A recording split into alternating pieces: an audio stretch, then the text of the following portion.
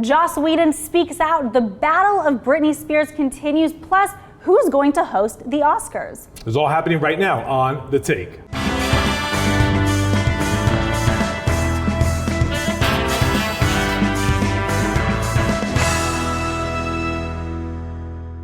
Hey everyone, and welcome to The Take. I'm Elizabeth Wagmeister. And I'm Clayton Davis, and we're here to give you our take on some of the week's biggest stories. It was a short week, Wags, MLK week, but we have a lot of news to cover. Yes, it doesn't feel like a short week in the world of Hollywood because there was so much news, and you've got some Oscar news to start us off. Actually, we got some Oscar news to start us off. Starting with ABC announcing last week that the Oscars will have a host this year with 276 films vying for a place in Best Picture. This has brought a lot of excitement to the show. However, with some investigative reporting done by Clay and Wags, we have found out that the Academy has gone out to multiple pairings, possible pairings for the ceremony. The Oscars will have more than one host for this year's ceremony, or at least that's the way it looks right now. And I can confirm here that they did not reach out to Clay and Wags as much as that was the rumor mill. We will not be hosts for the Oscars this year. The internet was buzzing with that. Well, you heard it here first. We are not hosting the Oscars, but let's get back to our scoop about the Oscars host. As you said, here is a true, you heard it here first moment on The Take and on Variety. As of now, the Academy is reaching out to multiple pairings. As you said, they want there to be more than one host, but we also got some scoop on some of the people that were in conversation initially and that won't be taking the gig. Do you want to reveal some of those names? Heart's broken. The Rock will not be available to do it. Neither will Kevin Hart. Tiffany Haddish may or may not be.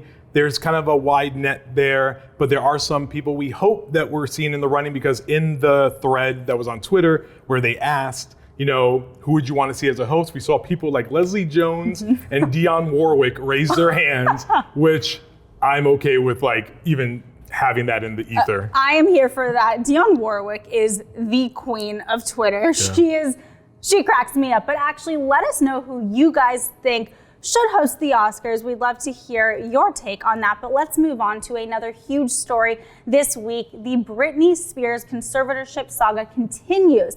Now, for those of you at home saying, why the conservatorship was terminated, yes, it was, but the legal battle for Britney still continues between her and her dad. So this week, Clayton, there was a hearing. I was at the courthouse covering it. The basis of this contentious battle that just won't seem to end is that her father petitioned to ask for Britney to continue to pay his legal fees.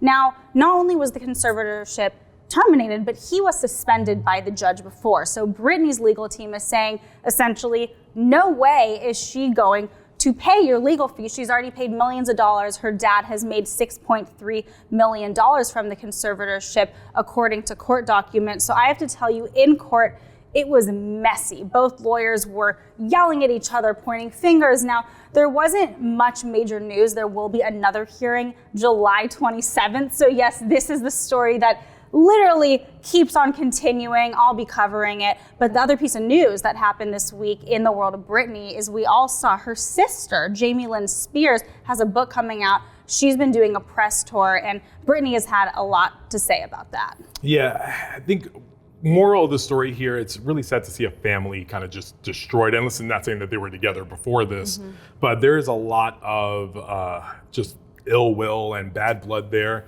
And money has the power to change hearts and can destroy families, and I think that's the moral of the story here. As does fame, and I agree that, you know, of course they are both speaking their minds. They have the right to speak their minds, certainly, but for me this is just sad, and anytime you see family members fighting, especially in the public forum, it's something that we don't love to see. So more to come on that. The story will continue, but some heartbreaking news this week. Pioneering fashion journalist Andre Leon Talley has died at the age of 73.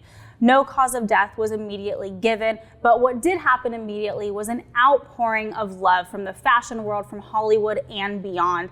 It is hard to state what a big deal and what an impact Andre Leon Talley has had on culture, not just fashion. He was the first Black creative director at Vogue. He was a presence on the red carpet. We all remember him. He had a larger than life personality. He often was wearing a big cape or a caftan and sitting front row at a fashion show. And people like me who were fans of America's Next Top Model also remember him as a judge on that show. Yeah, listen, 2022 is just keep giving us the blows that we don't want, because along with him, Gaspard Ulliel, the 37-year-old French actor, died in a very sad ski accident in the French Alps, best known for his portrayal in Xavier Dolan's It's the End of the World.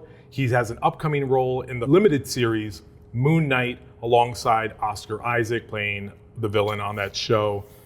Like, this just heightens a lot of just the terrible deaths that we've experienced this year, but also you just don't know when your number's up. Like, it just out of nowhere, just tell everyone that you love them and appreciate them them while they're here. No, it's such a good message, and I'm so glad that you said that. I love you, Clay. Yeah, I love you too. It really, this year, it's hard to believe that it's only mid to end January, because with the amount of deaths that we've had to report on right here on The Take, it's unbelievable. Hopefully this will be our last one for a little while. Let's take a break from that, because now we have to report on some toxic work environment, because Joss Whedon has finally spoken out after the allegations that were expressed by Gal Gadot and Ray Fisher on the set of Justice League, also reiterated earlier in the year by Michelle Trachtenberg, one of the co-stars of Buffy the Vampire Slayer, his hit show. He speaks out about the allegations and doesn't put the theories to rest, nor puts himself in a good light. He amplifies them. He amplifies it. So I know you and our own Adam Very did some really great investigative reporting on Joss Whedon prior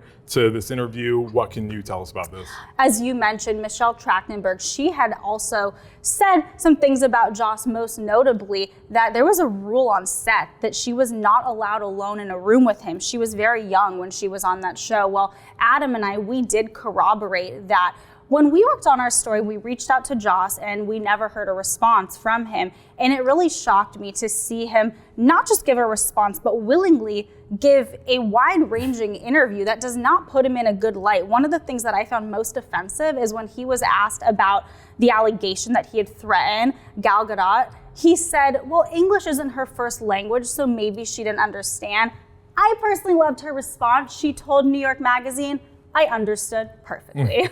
Yeah, and listen, also coming back and throwing some shade at Ray Fisher and just calling him a bad actor. Right. This is just classic bad behavior 101. Blame others, don't take accountability, and that's where we are. And more of this toxicness gets rewarded in this business because he's been around for decades. I mean, creator of some hit shows, of course, The Avengers, but now it'll be interesting to see what happens from here. Did Joss Whedon now just put the nail in his own coffin, not just through his alleged behavior, but now through his own interview? Yep. I guess we will see. But let's end this week with some happy news. We have to wish a happy birthday to Jim Carrey, who turned 60. Now, I only bring this up because you wrote a great piece about this. I encourage everyone to go to Variety. You wrote about his best performances.